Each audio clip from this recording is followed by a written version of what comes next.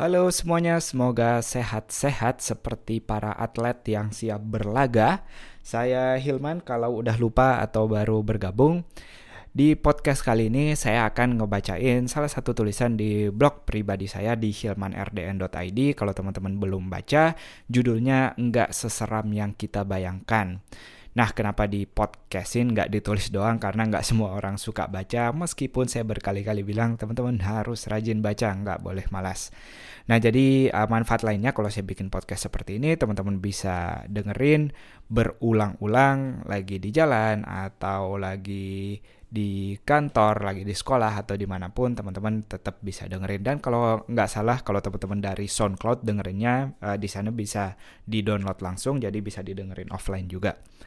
Um, Balik lagi ke temanya, yaitu nggak seseram yang kita bayangkan. Saya mau kita mundur-mundur dikit dulu pas masa-masa kita kecil. Saya paling ingat pas zaman SD dulu selalu ada suntik massal yang suster-susternya datang ke rumah sakit, datang ke sekolah kita, dan kita disuntik bergiliran di situ. Pas udah menyebar, kalau ada intel dulu yang ngasih tahu, wah hari ini ada suntik, udah orang-orang teman-teman kita udah mulai pada kabur, ada yang lewat jendela, ada yang ngumpet di meja. Kalau yang cewek, langsung nangisnya dramatis banget, orang-orang jadi kasihan langsung. Pokoknya macam-macam lah, ini ngegambarin kalau kita takut banget dulu sama yang namanya suntik.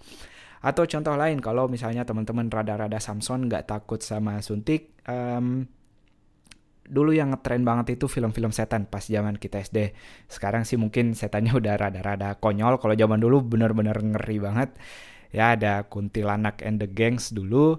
Kita jadi takut kayak mandi ada yang ngeliatin di belakang, atau tidur nutup mata. Jangan-jangan ada Tura dulu, ada tusuk jelangkung yang ngeliat di samping kita. Pokoknya horor lah dulu. Nah, ini ketakutan-ketakutan kita pas zaman kecil. Apakah teman-teman mati gara-gara takut ini? Enggak. Apakah teman-teman jadi orang gila dan stres gara-gara takut ini? Juga enggak. Teman-teman faktanya masih hidup, masih bisa dengerin podcast ini sekarang. Nah, kita percepat cik sampai teman-teman gede saat ini.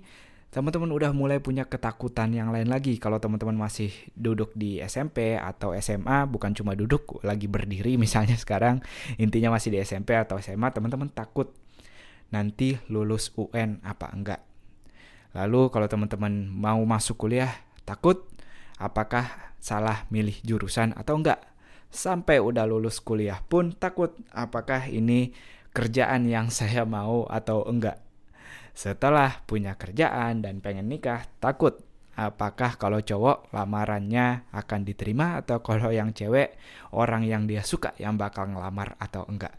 Jadi ketakutan ini sama sekali nggak akan pernah habis dari kita kecil sampai kita mati nanti. Akan ada terus takut satu ke takut yang lain.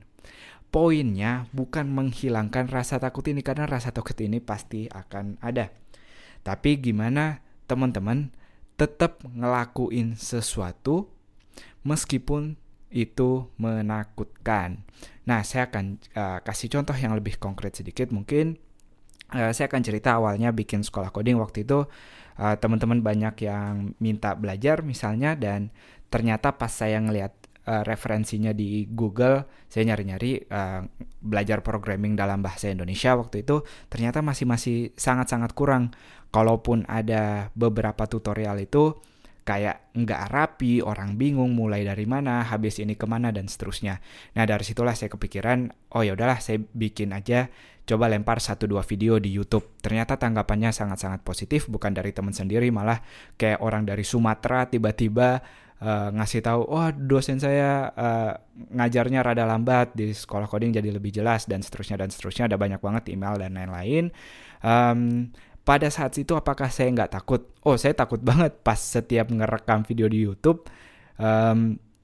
Kalau misalnya ada bel bunyi artinya ada teman saya masuk, itu langsung saya matiin semuanya. Atau kalau tiba-tiba ada yang ngetok pintu, saya langsung nutup laptopnya atau yang lain. Saya nggak mau kelihatan ada di YouTube, atau saya nggak mau kelihatan lagi bikin sesuatu. Nah, meskipun saya takut waktu itu, saya nggak berhenti. Saya tetap ngerekam, saya tetap ngupload, saya tetap dengerin komentar-komentar atau masukan-masukan dari orang-orang yang belajar di sekolah coding waktu itu. Sampai singkat cerita, Saya kerja sempat jadi front end developer juga. Dan waktu itu ngerasa aduh kayaknya males juga kalau bakal kerja gini-gini terus, karena saya pribadi, tentu orang beda-beda, tapi saya pribadi lebih senang sharing-sharing. Nah, waktu itu sekitar tahun 2015 sampai 2016, kalau teman-teman yang ngikutin sekolah coding dari awal, sekolah coding sama sekali nggak ada duitnya istilahnya. Sekolah coding nggak ngecas sama sekali karena semua orang bebas nonton di YouTube. Saya bikinin forum itu gratis, teman-teman nggak perlu bayar. Nah, jadi saya mikir, oh kalau saya mau istilahnya full time atau serius di sekolah coding ini, saya juga nggak mau dong minta-minta sama orang tua atau minta-minta sama orang lain. Misalnya waktu itu saya sempat mikirnya mau sistem donasi aja, saya harus punya penghasilan sendiri. Nah, kepikiran lah dari situ, oh yaudah saya mau full time di sekolah coding, saya harus nyari ide bisnisnya. Ide bisnisnya belum ada sama sekali di situ.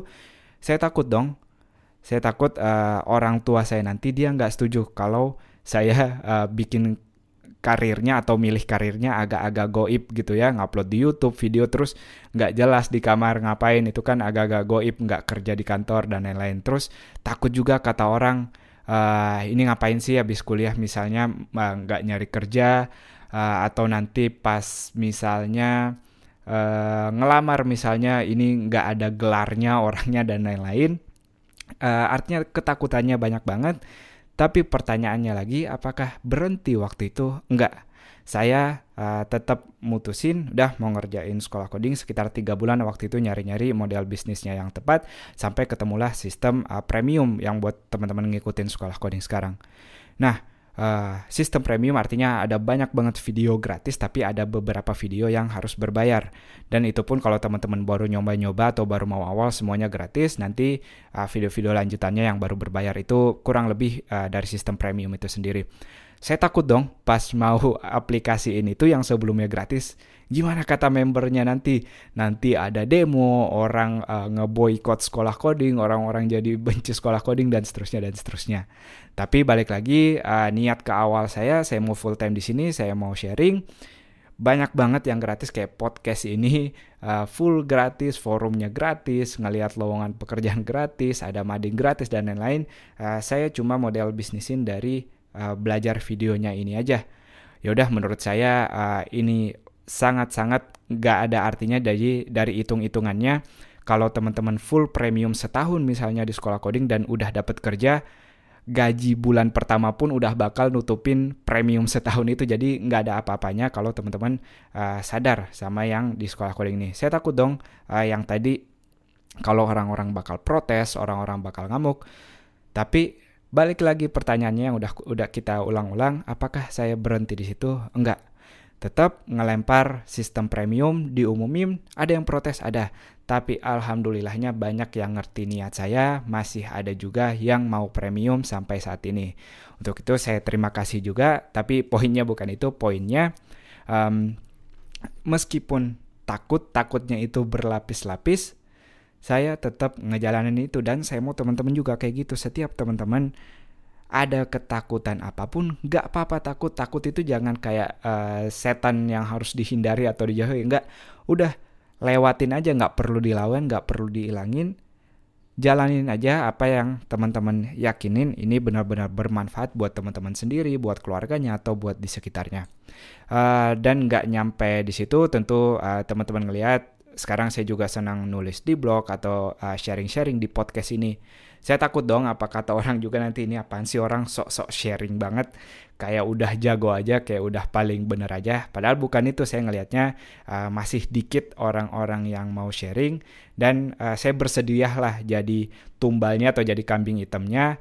Artinya nanti kalau saya udah ngelempar podcast kayak gini atau nulis-nulis di blog, nanti kalau ada orang yang ngatain, jelek banget sih, lu gak pantas gitu, ya gak apa-apa. Kalau emang dia lebih bagus, dia tertantang dong buat bikin yang lebih bagus dari saya. Nah itu sejalan dengan tujuannya, yaitu biar orang-orang lain juga terpacu bikin hal-hal yang bermanfaat. Jadi jangan sampai hal-hal yang kita bikin cuma buat diri kita sendiri, harus tetap mau sharing.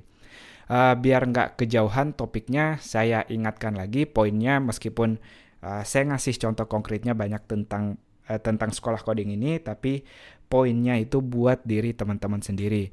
Gimana mulai sekarang, mau masih duduk di SD atau udah di kuliah atau mau nikah, banyak banget ketakutan teman-teman yang bakal lewatin, tapi nggak ada masalah, tetap lakuin apa hal yang menurut teman-teman itu benar, dan tentu nggak ngelanggar apa-apa, nggak merugikan orang lain.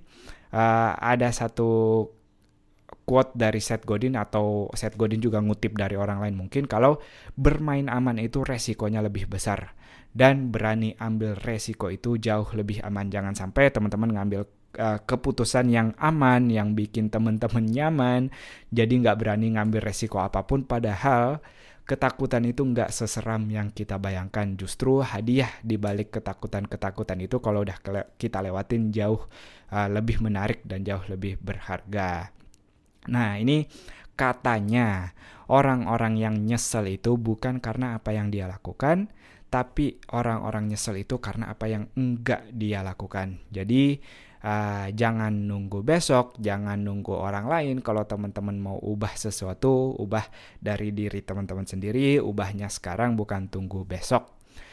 Itu dia, semoga bermanfaat, dan jangan lupa bukan cuma buat diri sendiri. Kalau ada menurut kalian teman-temannya yang perlu dengerin ini, silahkan dikasih tahu juga. Nggak perlu langsung kasih podcastnya, kalau teman-teman bisa bikin di bahasa sendiri, kasih tahu.